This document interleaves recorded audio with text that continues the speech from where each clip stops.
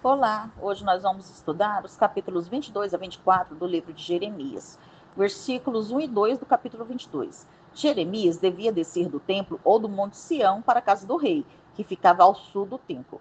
É possível que os acontecimentos descritos nos capítulos 22 a 25 não estejam em ordem cronológica, pois em Jeremias 21, versículos 8 a 10, está registrado que Deus sugeriu que era muito tarde para o arrependimento de Judá. Já em Jeremias 22, versículo 4, porém, Deus disse que ainda havia tempo. Então, os fatos relacionados no capítulo 22 ocorreram antes dos mencionados no capítulo 21. A mensagem de Jeremias é igualmente para o rei e para o povo. Versículo 3. Os pecados aqui mencionados se encaixam nos reinados de todos os reis de Judá desse período, mas eram especialmente próprios do tempo de Jeoaquim. Nós vimos isso em 2 Reis, capítulo 23, versículo 35. Versículos 4 e 5. A perspectiva condicional de bênção e prosperidade foi novamente oferecida ao rei. A dinastia davídica seria continuada e o povo viveria em segurança na terra, como Deus havia prometido a Davi. Porém, se houvesse desobediência, a terra seria assolada.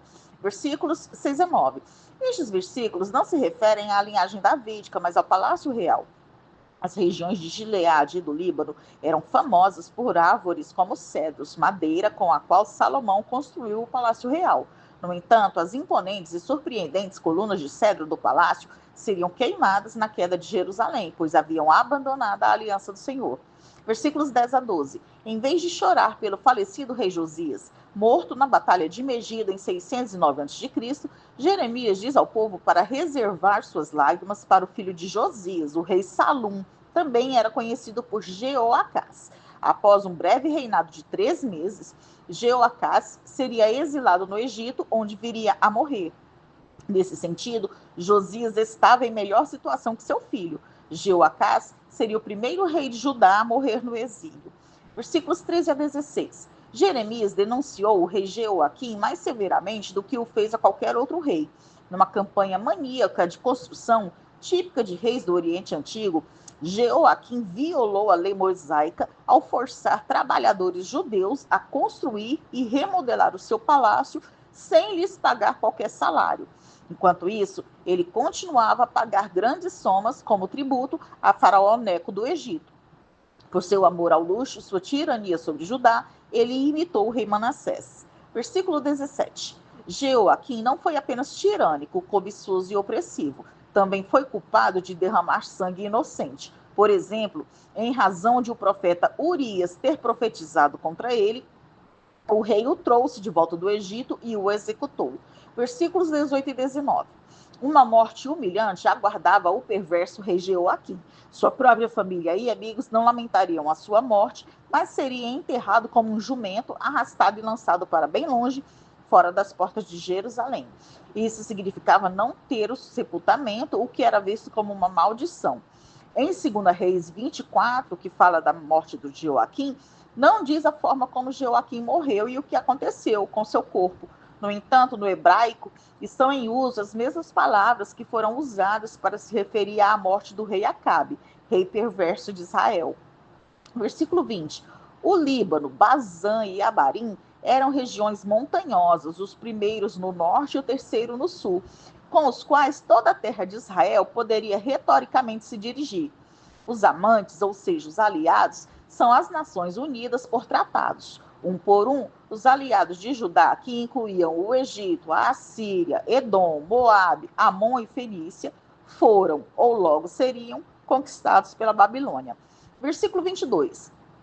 O vento do juízo iria levar os governantes de Judá de todos os tipos, e as nações nas quais confiavam o povo, que o povo confiava, seriam levadas ao cativeiro. Versículo 23. Ninho nos cedros é uma referência ao fato de que muito da cidade de Jerusalém fora construída com os cedros do Líbano, pelo que a referência aqui é a falsa segurança de Jerusalém. Versículos 24 a 26. O selo do anel contém o selo oficial do rei, que ele usava para selar documentos oficiais. Esses documentos levavam o sinal da autoridade real. Por causa de seus pecados, Deus afirma em linguagem figurada que, embora Joaquim ou Jeconias fosse o selo do anel da sua mão direita, ele lhe tiraria esse privilégio. Joaquim foi exilado para a Babilônia em 597 a.C., junto com sua mãe Neusa. Versículo 30. Jeconias teve descendência, mas dele se afirma que não tinha filhos, no sentido de que nenhum de seus filhos reinaria para se assentar no trono. A maldição persistiu até os dias de José, o marido de Maria. Como pode então Jesus ser o Messias se o seu pai estava nessa maldição?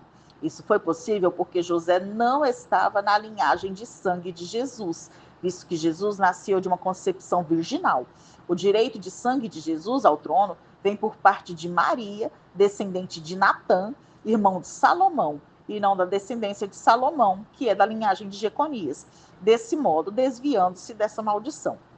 Agora nós vamos estudar o capítulo 23, versículos 1 e 2 do capítulo 23. Os pastores não eram apenas Zedequias e os 3 reis ímpios de Judá, mencionados no capítulo 22, mas todos os líderes de Judá, inclusive os líderes espirituais e civis. Versículos 3 e 4. O exílio vindouro era uma coisa certa, mas também certa era a reunião que Deus realizaria no futuro. Os bons pastores que Deus levantaria não eram somente Zorobabel, Esdras e Neemias, mas líderes no futuro distante. Deus traria Judá e Israel de volta de todas as terras para onde os afugentaria. Versículos 5 e 6. Jeremias contrastou os líderes corruptos da época com o Messias, o rei perfeito, que viria da linhagem de Davi para reinar sobre Israel. O rei é chamado de renovo justo porque brotaria da dinastia de Davi. O renovo teria as características do próprio Deus, como ele seria justo. Versículos 7 e 8. A libertação que Deus trouxe ao seu povo no Egito será superada por uma futura reunião em escala mundial de Israel, excedendo até mesmo o retorno orquestrado pelo rei Ciro das Pérsia. Versículo 9. Esse versículo refere-se ao efeito que o pecado de Judá tinha sobre a alma sensível e santa de Jeremias, que era cheio do Senhor e das palavras de sua santidade.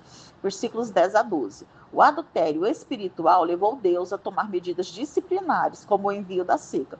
O adultério espiritual começa com os líderes espirituais ímpios. Tais guias vão encontrar sua própria maneira de ser como lugares escorregadios na escuridão. O povo precisa de líderes espirituais, especificamente profeta e sacerdote, que sirvam de exemplo de fidelidade e piedade. Versículo 13 e 14. Os profetas de Israel voltaram-se para a adoração de Baal, o que levou ao exílio. Os profetas de Judá foram ainda piores, pois eles mentem, cometem adultério e levam Judá a ser como Sodoma e Gomorra, cidades pecadoras que foram destruídas por Deus. Elas simbolizam o comportamento extremamente depravado e pecaminoso e a rebelião contra Deus. Versículo 15. A impiedade de Judá começa com aqueles que ensinam os caminhos de Deus falsamente. Versículos 16 e 17. Esses profetas que anunciavam paz criavam mensagens como invenções do seu coração. Enganavam o povo com promessas de paz, prosperidade e sucesso. Os falsos profetas ensinavam inutilidades ao povo. Versículo 18. Aqui está a razão pela qual não se deve ouvir os falsos profetas. Eles não anunciam a palavra de Deus. O Senhor não lhes revelou seu plano nem sua palavra. Versículos 19 e 20. A irrupção do furor de Deus sobre os ímpios é como uma tempestade que desencadeia os pensamentos do coração de Deus para juízo. Versículos 21 e 22. Embora Deus não tivesse mandado os profetas, todavia eles foram correndo. Eles não tinham nenhuma autoridade de mensageiros de Deus ou qualquer compreensão de seus propósitos. Os verdadeiros profetas teriam levado o povo a se arrepender de sua infidelidade. Versículos 23 e 24. Deus não é um Deus local pagão confinado ao seu santuário ou templo. Ele é tanto onisciente como onipresente. Então, ele pode ver os atos pecaminosos, incluindo as falsas profecias. Versículos 25 a 29. Jeremias não nega que Deus, por vezes, usa sonhos. Ele os usou com José e com profetas autênticos. Mas os sonhos a que o profeta se refere aqui eram fabricados e usados para atrair os ingênuos. Os sonhos dos falsos profetas eram como a palha e não como o trigo. Ou seja, a palha é inútil, o trigo é proveitoso. Por outro lado, a palavra de Deus era como um martelo que quebra o coração pecador. Versículos 30 a 32. Os falsos profetas citam entre si as próprias falsas interpretações das palavras e dos propósitos de Deus. O Senhor se opõe àqueles que falsamente afirmam falar suas palavras com seus sonhos e mentiras levianas. Versículos 33 a 40.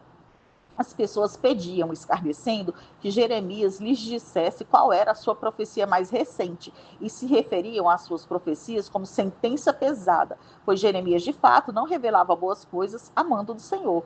Essa chacota quanto à pregação fiel de Jeremias exigia uma resposta, e Deus disse ao profeta para que respondesse simplesmente que pesado era o povo, e que acrescentasse que o Senhor os lançaria fora, significando que o castigo de Deus estava para chegar. Quando uma pessoa falsamente diz que recebeu uma revelação de Deus, ela será punida por estar pervertendo a vontade do Senhor, a verdade do Senhor. Afirmar que tem uma profecia da parte do Senhor, não sendo isso verdadeiro, é muito perigoso. Agora nós vamos estudar o capítulo 24, versículo 1 do capítulo 24. Em 597 a.C., Joaquim foi levado cativo para a Babilônia e Zedequias se tornou rei. Os oficiais reais eram frequentemente exilados para evitar que pudessem exercer poder e dar início a uma rebelião. Os habilidosos artesãos foram levados porque eram valiosos para o programa de construção da Babilônia.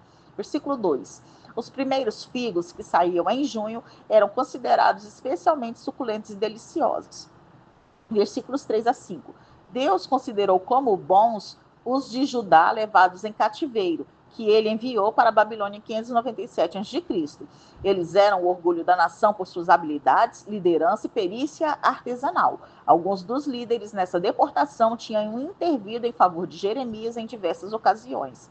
Versículo 6. Os exilados na Babilônia foram cuidados pelo Senhor. Embora tivessem sido levados para uma terra estrangeira, não foram escravizados. Eles tinham casas, família, negócios. Alguns, como Daniel, alcançaram até posições elevadas no governo. Versículo 7. A resposta do Senhor à incapacidade do seu povo de manter o relacionamento da aliança é que ele mesmo interviria e criaria neles uma nova capacidade para conhecê-lo.